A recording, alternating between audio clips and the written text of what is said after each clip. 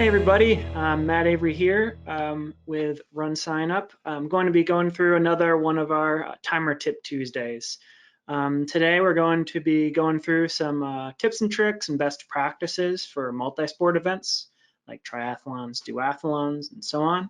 Thanks again for coming out. Like I said, it's another installment of our Timer Tip Tuesdays. These sessions are all going to be recorded and posted to our YouTube channel after the fact and posted on our help page as well. So we will have these available to you after the fact. And I've also put into the chat here on GoToWebinar a link to view the slide deck that I'll be walking through today if you're interested in using that for reference later, or if you want to walk through it on your own end. So today we are going to be going through some multi-sport tips and tricks, best practices. Not going to be a complete training guide for setting up multi-sport, but we're hoping to cover some of the most important things that we think people miss or have trouble learning when they get started with RaceDay scoring for multi-sport. So let's go ahead and get started. We're going to cover a good amount today, so let's get going. So very first thing we'll cover today is the anatomy of a course. And the idea with this section is going to be breaking down the different parts of RaceDay scoring and how they work together to create a layout of a course in RaceDay scoring so that you can make sure you score your race properly with the different segments and transition times and so on and so forth. This portion is going to show you exactly how each of the parts work together. Next, we're going to go over some different start time options, setting up things like corrals or chip starts or event starts, and seeing how all of those work together. Next one is going to be relay teams. Relay teams are a really big component of most triathlons, so we wanted to give you some pointers on how to set them up in if you're using RunSignup on the RunSignup registration side, as well as setting them up in RaceDay scoring so that they work the way you want them to. And finally, we're going to be covering top finisher categories and age group and awards pages specifically so that you can get things formatted the way you want, and also how you can use RaceDay scoring's advanced filtering tools to configure these the way that you need them to be done. So let's get going. First off, the anatomy of a course. RaceDay scoring is a very flexible platform, allowing for a variety of different options when setting up your race. In order to understand how to configure a standard multi-sport event, we first need to understand how all of these pieces fit together. So I'm going to kind of breeze through this, but streams are the very starting point of RaceDay scoring. They represent a chip data feed from a single reader, and it's basically the starting point for us to understand how the rest of this is set up. Each chip system has different setup requirements, but in the end, they all create a list of reads for RaceDay scoring to assign to timing locations and filter out for scoring purposes. So on the right here, I have a little diagram of what you may have in your a part of your setup. You might have stream 1, stream 2, stream 3, stream 4, and they're used for things like the bike in and out reader main, or the bike in and out reader secondary or backup, and they may have some data associated with them, like some systems have an IP address, other systems don't. But basically, you're going to have these different streams in our system that connect to actual hardware out there. And we're going to be associating those streams with different timing locations. So what are timing locations? Basically, they have a few general purposes here in RaceDay scoring. They group together streams in the same physical area generally. So on the right, you can see I have this timing location one called bike in and out and one called run in and out. And I've got 2 streams associated to each of those locations. So basically, I know at that streams 1 and 2, those are both going to be used for this one area called bike in and out. The next thing they do is they filter out reads that occur outside of some time range you provide. So in this bike in and out, I have it set up to consider times only after 8:30 a.m. You could, also configure it so that it says stop collecting reads, after some other time as well. So you could really limit what reads should be used by this location. Next, they determine from those filtered reads that we have done with the time ranges provided, the best read based on the timing location type. So You'll see in RaceDay scoring, when you create a timing location, you have to say, hey, is this a start time read or finish time reads, or is it split reads? Each of those determine how we're selecting the best read. So basically, if it's a start type, we always select the last scene read within the time range provided. If it's a finish or a split, we always select the first scene read within the time range provided. So this is how we are filtering down all that data. So if we go back and think that very first part of the setup, streams, we don't do any kind of filtering. It's just that raw data stream from your readers. We're going to get everything in there, and they're going to get dumped into some locations. And at that point, we decide, okay, I only want some range of times within those streams, and I want to pick for each participant the first or the last scene read, essentially. In addition to this, for finish and split types of locations, you could have multiple occurrences for each participant. So on a bike in and out, as the name kind of indicates, we want 2 occurrences per participant, not just 1, right? So we need to say that I'm going to collect up to 2 total occurrences for this entire location.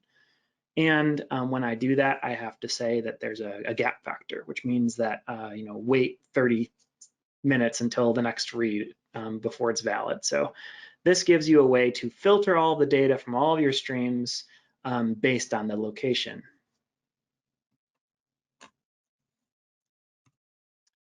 And finally, the thing that we're kind of working towards are segments.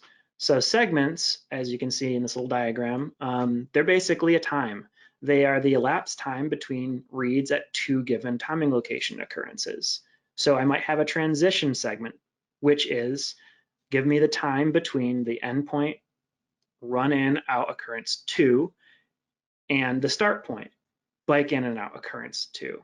So we're saying my locations are creating these reads that are filtered down and whittled away, so we've only got a couple per participant. And then I want to say I'm going to build a time from these 2 other times. So this transition 1 segment is going to be, participant has hit bike in and out the second time, and they do their transition, get off the bike and everything, and go out for the run, and then they've hit the endpoint, the run in and out occurrence 2. So everything in RaceDay scoring in terms of times is a segment. Now it happens to be that all events have a default entire race segment when you create them, when you set them up. So you'll see in RaceDay scoring, when you set up a simple race, you don't have to do anything with segments, but under the hood, we create an entire race segment for your 5K runs. And you may need to create additional segments for things like triathlons, where you have to manually decide where's the start and where is the end.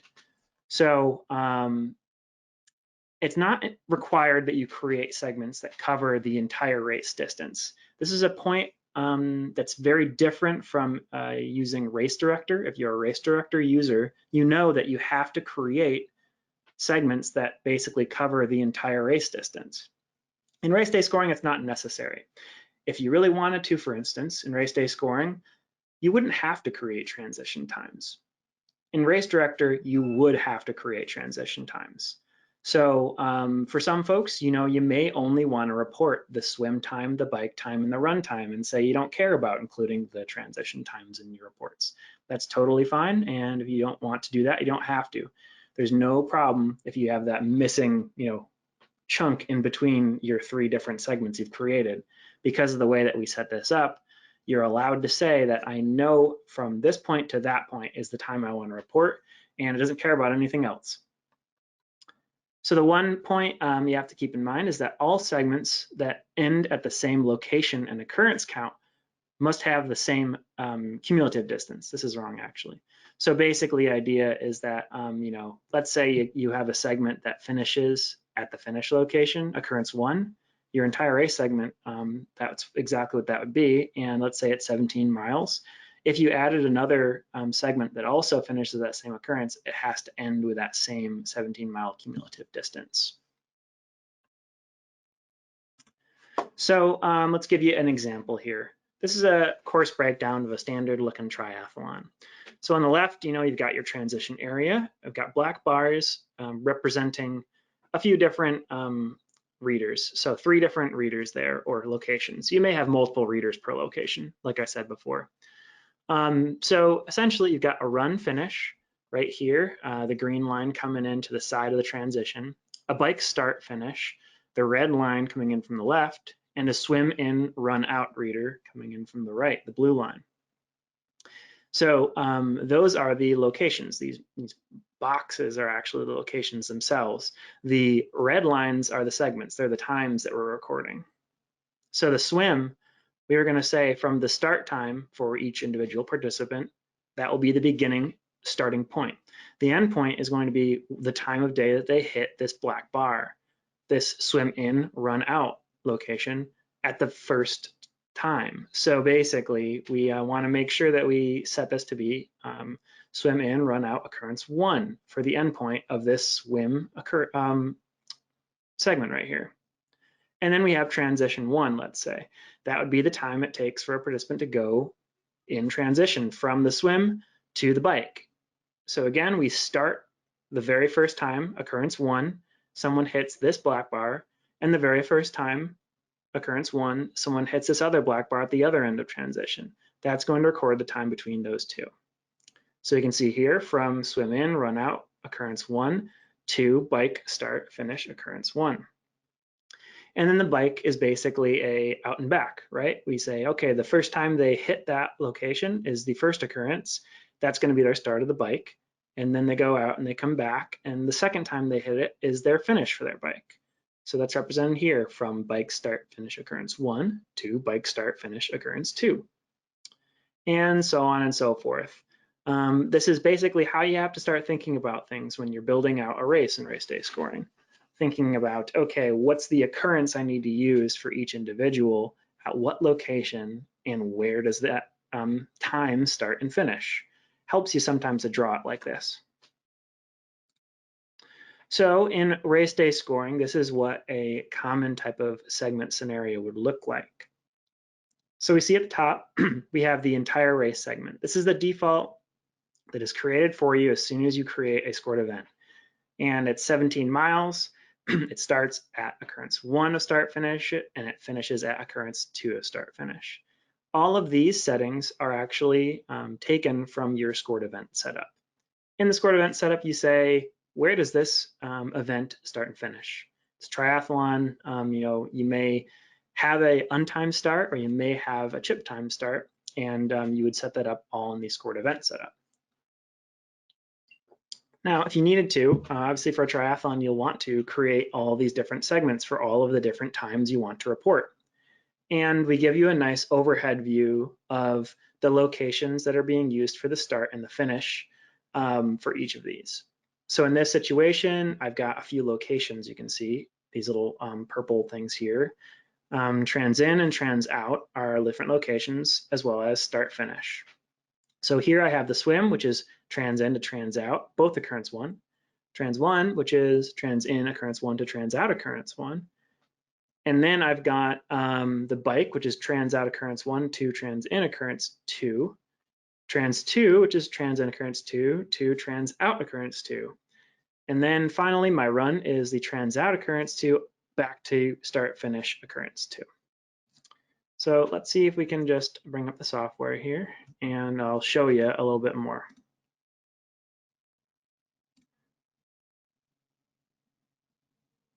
So within each of these, you can open them up and view more details and change settings about each of these segments. So here you can go ahead and change anything you need to about the different locations and the endpoint occurrences to use, as well as define the segment distance and the cumulative distance. Basically, the segment distance is how long this segment is, and the cumulative distance is how long on the course it will be once they have finished this segment. So for bike, the bike leg is 11.4 miles, but they've done 13.9 miles when they hit trans in occurrence 2 in total.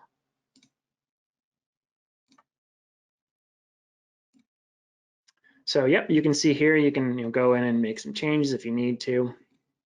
One really handy thing about race day scoring is you can copy segments between different events. So right now I have triathlon event selected, but you can switch between your different events here and you can also copy from your current event to any other events. So if you had a triathlon relay event as well, you could set it up in the triathlon and then copy it down to all these different scored events you have. So you can actually copy from 1 to many. If you had a bunch, you could copy from 1 to 7, whatever you have here. So this is helpful if you need to set up a similar type of transition area essentially for all your different events. And a lot of times that is the case, that you have a similar type of configuration for all of your events. Now you will have to go in and make some changes. For instance, if you had an event that was a duathlon, where the first segment isn't actually a swim, it's a run. So you'd have to go in and update that. In addition, you're going to have to change any of the distances that are different. So if you had a Olympic triathlon and a sprint triathlon in the same day, you may want to copy the sprint to the Olympic. You'll want to also make sure that you update the distances for each of your segments, because they're going to be different. Your run leg is going to be longer, your bike leg is going to be longer, and so on. So this is helpful, but for certain scenarios, you're going to still have to go in and make those changes manually.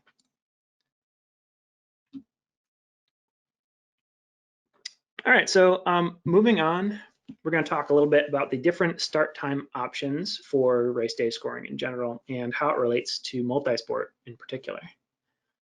So in general, you have the option of assigning start times to participants in a variety of different ways, by the scored event, by the corral, and by chip. So let's talk about these. So the default start time is this actual start time right here in your scored event setup. This is really going to be what most things are driven off of. If you don't have anything set here, we actually will default to use the approximate start time, which is what the race director has set up the registration to say the start time is going to be, just in case you forget to set it there. But we always recommend that you'll set the actual start time. Now, if someone happens to be assigned to a corral in race day scoring, and you have determined a start time for that corral, it will override their event start time. Now, if someone is just assigned to a corral and you haven't gone in and said that my corral is going to start at time XYZ, nothing will happen. So I'll tell you how to actually start corrals and set start times for corrals and assign people to corrals if you haven't later. So corrals are basically a way to group together participants who may be in different events that happen to start together to make it easier to update start times in one place. So a lot of times with triathlons, you're going to have a few different events and you're going to have all sorts of wacky breakdowns of who starts with who. You'll have blue caps and pink caps, for instance, and the blue caps are going to be all the men and the relay teams or something like that, and then all the females have pink caps plus some other groups, and the race directors kind of figure out how they need to do that based on the number of registrants, right? So at the end of the day, you'll figure out who is going in what corral, and we'll give you ways to do that. So right in here, you can see on the right in this corral area, I have a couple of corrals. Now, if you set up corrals on RunSignup, they will sync down. Changes will not go back to RunSignup, however. So if you make changes to corrals, those do not go to RunSignup again. Basically, what happens is we import all the corrals on RunSignup as a starting point that you can customize from. So if you need to, you can add additional corrals, you can delete them, and it's not going to mess things up on RunSignup. It's just going to kind of start from that corral setup you have on RunSignup, and you can customize from there.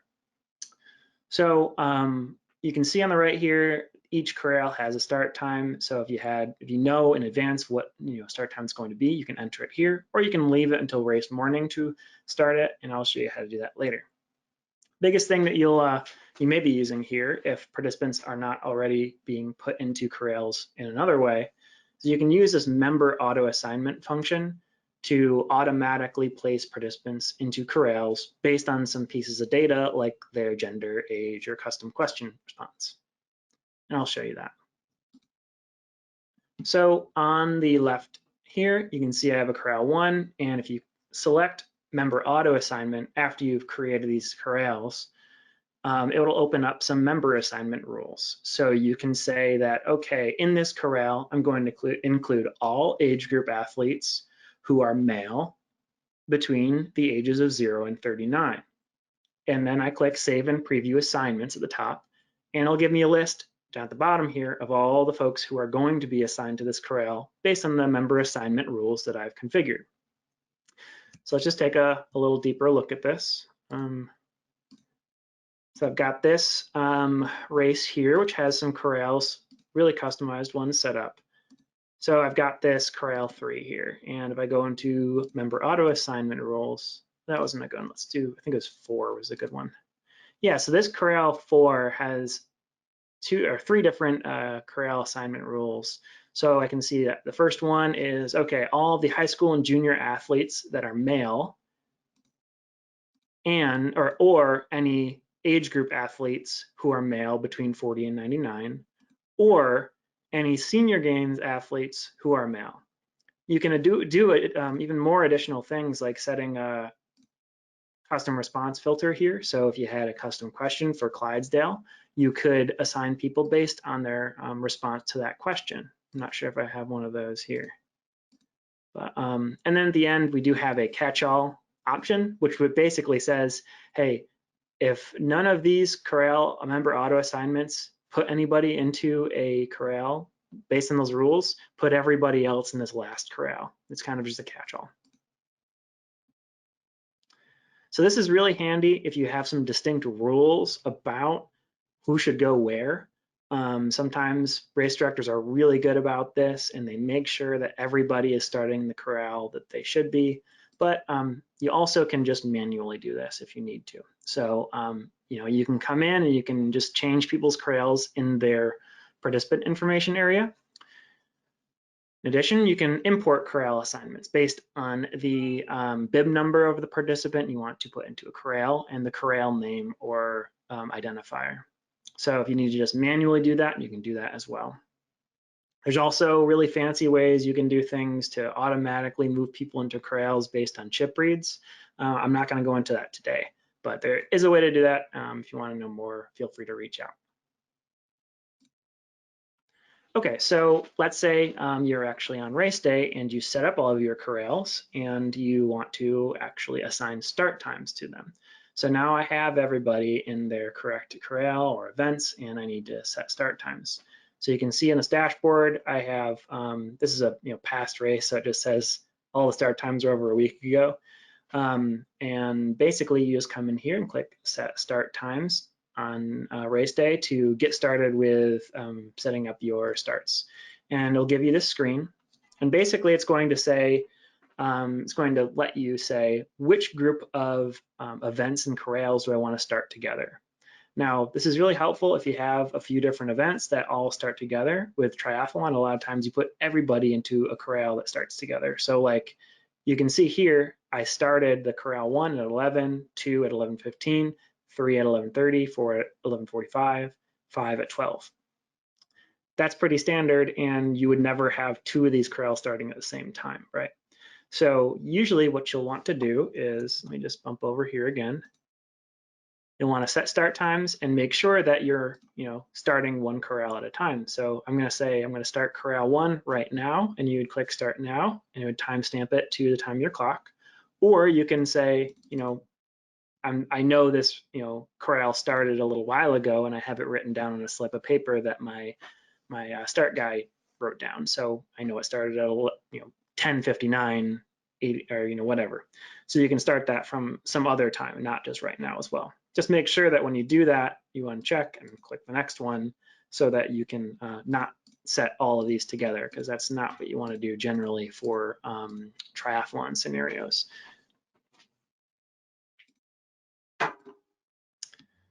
Okay, so in addition to event and corral times, there is the ability in RaceDay scoring to do chip times. So basically this is, everybody gets a chip read at the start location, and we can use that to calculate chip times in RaceDay scoring.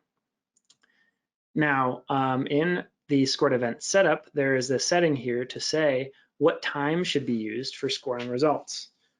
So this is important, and basically it's telling the system how I should rank my participants by default.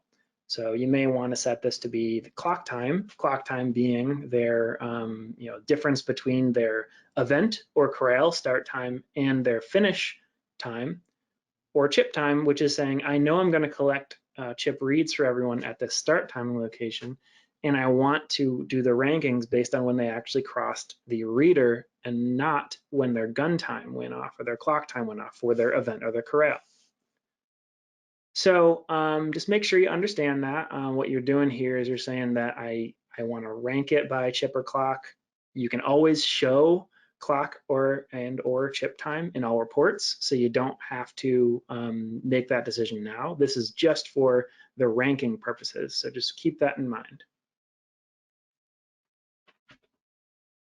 So if you do rank by chip time and someone is missing their chip time, so if you do have a start reader out there and you are ranking based on chip time, participants who are missing a chip read, their chip time will actually default to their event or their corral start time, depending on how they are categorized. So don't be concerned if you do miss a chip read for someone. It will default to use one of these other times that they're assigned to. If they're assigned to a corral and it has a start time, it'll use that.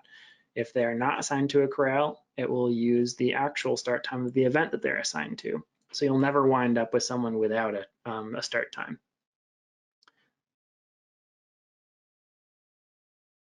Right, so you can see in this triathlon here, I have this race actually, I have my scored event is set up to be using the event corral start time to calculate my entire race segment. So my entire race segment is the main time that I used for reporting.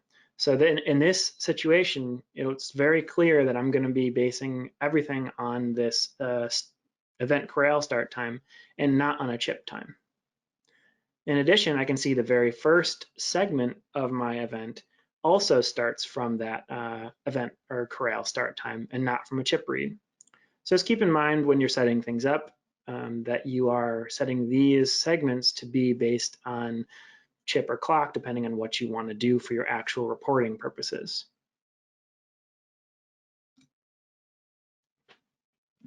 All right, so moving on to relay teams. Like I said, relay teams are a really important part of many multisport events and are unique from standard aggregate team scoring like cross-country or corporate cup style team scoring. So let's talk a little bit more about that. So very, very, very, very, very important is if you are working with a race that is using RunSignup for registration, it is you need to have a separate registration category for your relays. It's not really possible to separate out or have a single registration event for both individuals and relays. It's imperative that you have, like what we see here on the right here, a separate registration category for relay members. So you have a sprint triathlon, but you also have a sprint triathlon relay. So you really got to make sure this is done right. So if you're working with races and you're scoring a triathlon for them, just check this early on, make sure they got it set up right, catch it well in advance. It's really important you have this. So once you have that on RunSignup side, you have your separate event. We have these things called group types on RunSignup, which are basically a way of saying, people who register can create groups, and they can create groups of these different types. Now, it's very common for triathlon to say, I have this relay group type where only males can register 2 to 3 members, and another group type that's females only, and another group type of co-eds only. So it's really important to work with your registration coordinator to figure out what the heck they want to report for awards. If they do want to report different categories, it's best if they have these set up as group types in advance. So when they create the groups, it all works out in the end, and RaceDay scoring will be able to separate them out for scoring. So this is ideal. If you have the race director knows what they want to include for scoring and they set it up like this, this is perfect. So if they do create separate groups types here that you don't want in your scoring, or you want to just include everybody all together, that's not a problem. You can combine those all really easily in RaceDay scoring, so that's no issue. If you have more breakdowns, the better, essentially. So in RaceDay scoring, when you come in, you create your scored events. There's this team scoring button here that shows up for all events. So once you actually save the scored events for the very first time, you will be able to click this button. So that button you'll need to click in order to configure your relay team scoring. Relay team scoring, it's very simple compared to aggregate team scoring. If you've done that, all you do is you select the relay from the team scoring type dropdown, and then you decide whether or not team members have a common bib number. Now, I found most of the time it's the case that relays always have the same bib number for triathlons. I don't see it very frequently where they wear different bib numbers for each leg. Usually they have a bib that they pass around. They're all wearing the same bib. So that's what we usually see. So when you do save those scored events after you have set up your team settings for relay, it will create a default report for you called like Sprint Triathlon Relay Report. Now by default, we don't know exactly what you want. So we just put all the group types that have that are set up for this event together into a single report section called Sprint Triathlon Relay. And it will include, in this case, male relay, female relay, and co-ed relay, all smashed into one report. So this may be what you want, it may not be what you want. In RaceDay scoring, you have the flexibility to be able to customize this. So again, this all comes down to what the race director wants you to give them reports for. So you got to kind of think about this and set things up. So let's just go into, what is this? Let's say I have a team relay here, a triathlon relay event. And let's say I have some team types or group types. So if I go over to teams, I can see I've got a few teams. I've got these team classifications. This isn't a good example. This only has one. Let me do this one. So I know this one has a bunch of team classes, co-ed, female, and male. So now I already have a whole bunch of reports created for this one. If I were to add a new report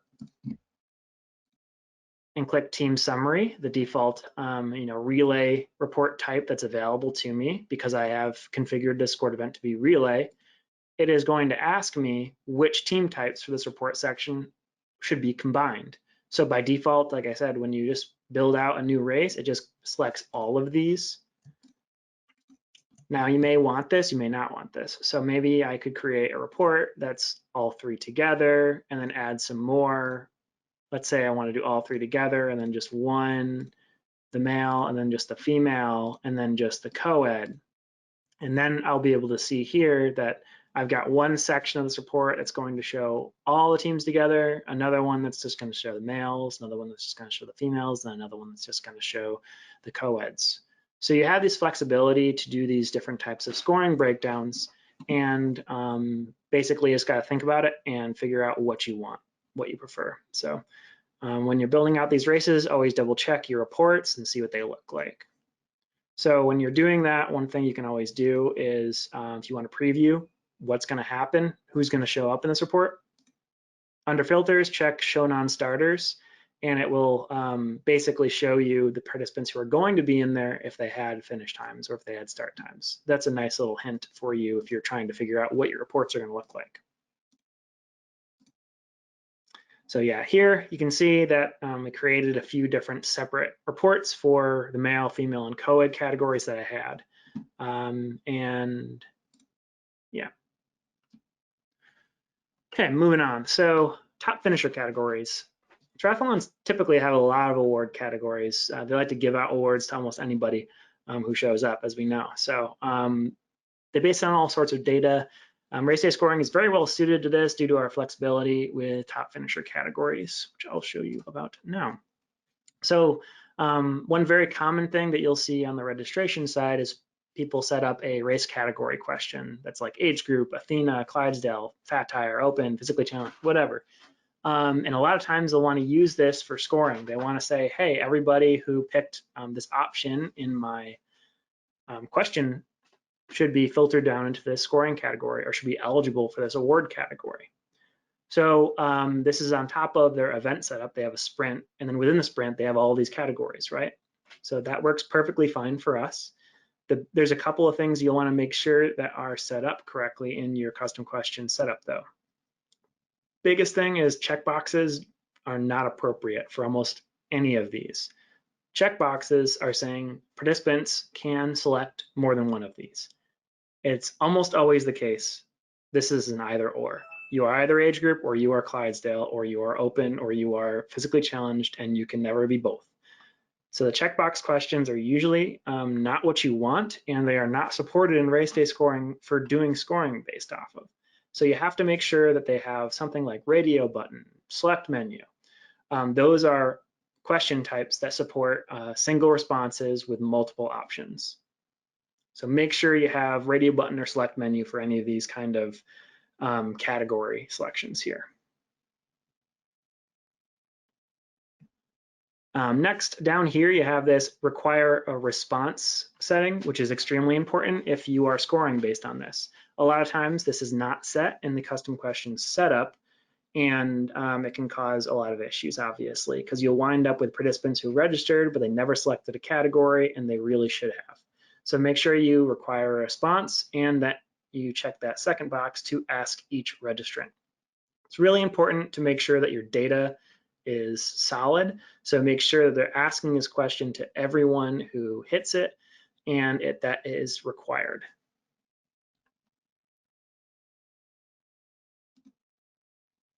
So in RaceDay scoring, when you go to this participant sync tab, you can see that all of these questions are available to use and sync down when you start up RaceDay scoring. So if you go to this participant sync tab and you can see all these questions, you can decide whether or not you want them included, and they sync down automatically.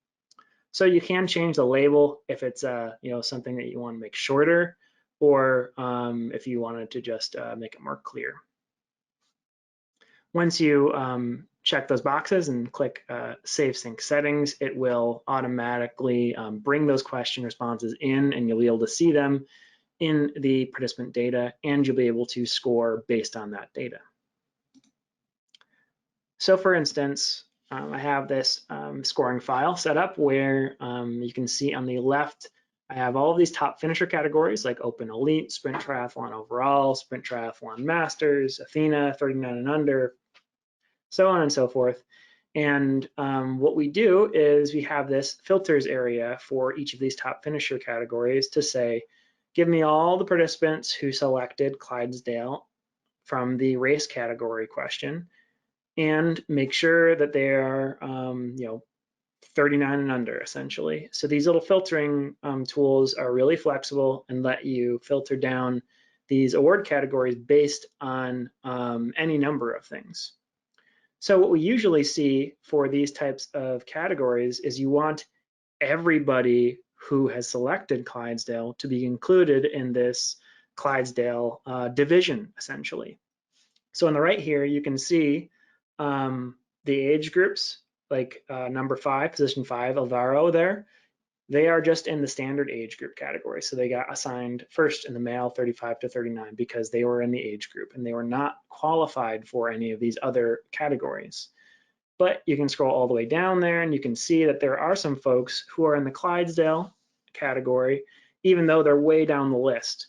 So basically, you can see here that they've decided how many Clydesdales should be used as a winner in this event. And they've just said 99, basically saying everybody who is qualified should be set to be in this division. So that way, it will just put everybody in there. Now that may or may not be what you want. Sometimes you only want the top 3 Clydesdales to show as being separated out from their age group category. Totally up to you. It's something you have to think about though. So a lot of times you want everybody who qualifies for Clydesdale to be said that they are Clydesdale and pulled from their category. Other times you don't. So this is a thing to think about.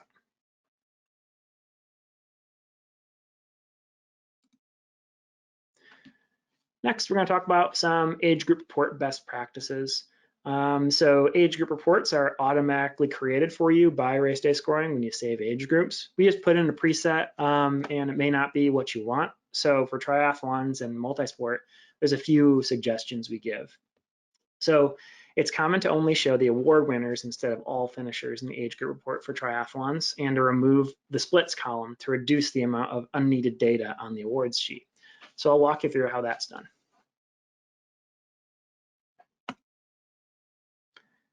So in that top finisher category setup we've talked about before, there is this, like I was saying, in that Clydesdale, there was 999 for all of these different bands or genders. Now, if you set this to say 3, it will say that only 3 are included in the award winners category. In the age range setup, you may want to only include 3 for your awards, depending again on what your race director decides who should be getting awards. So you could do 5, you could do 3, depending on what they need. Basically, these settings are saying how deep I should show in my award report that I'm going to generate. So this is nice if you needed to do a quick printout to hand off to your announcer for the awards ceremony. So like I said, on the left here, we create this kind of default age group report for you. You can go in and click Actions and Edit to change it up. A lot of times you'll want to go into the columns area, remove the splits column, just so you don't use up as much space. It's more clear for awards presenters to figure out what they need to look at. And it's going to be able to fit a lot more on the page. So you can get rid of that splits column for the age group. It's not going to remove it from the overall. In this filters area, what you can do is check this box to show award winners only. That's going to limit the report. Instead of showing all the people in the age groups, it's only going to show the amount that you have set on the previous screen, so number 3 here. So that's really handy if you're doing awards presentations and you only want to show X number per category. You also have the option to show specific number of places per age group if you have them all the same. Sometimes that's not the case.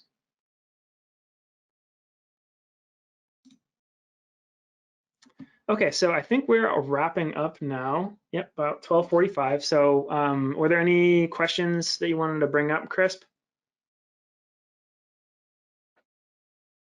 No, not many questions, and I think all have been answered.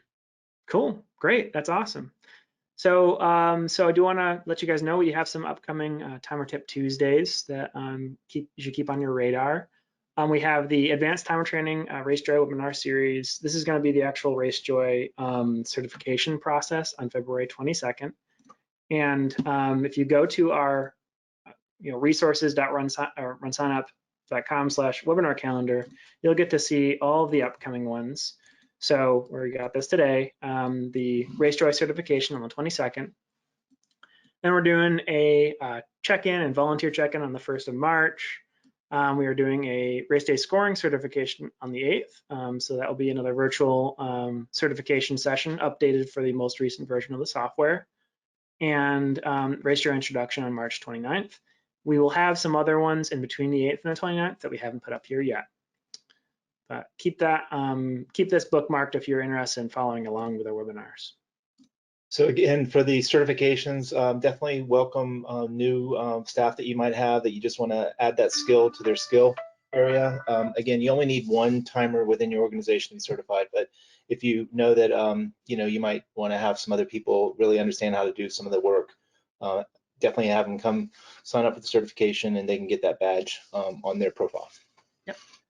If you do want to view previous Timer Tip Tuesdays, we've got a big playlist of all the different Timer Tip Tuesdays we've recorded on our YouTube channel. You can just copy this in, put it in your browser, or you can just go to our Google RunSignup YouTube and you'll find this. So this is all of our recordings. Again, this will go up there as soon as it's made available. In addition, we got a ton of help guides on help.rdscoring.com, like this one on the right here about setting up relay teams. If you have some questions about reports and how to do all the stuff that I kind of showed you today, go to our help page. There's probably a guide on there. If there's not, shoot us an email and we'll help you out and get a new guide out. All right, so any final questions before we sign off for today? Not that I've seen. Cool. All right. Thanks, everyone. We will talk to you next week.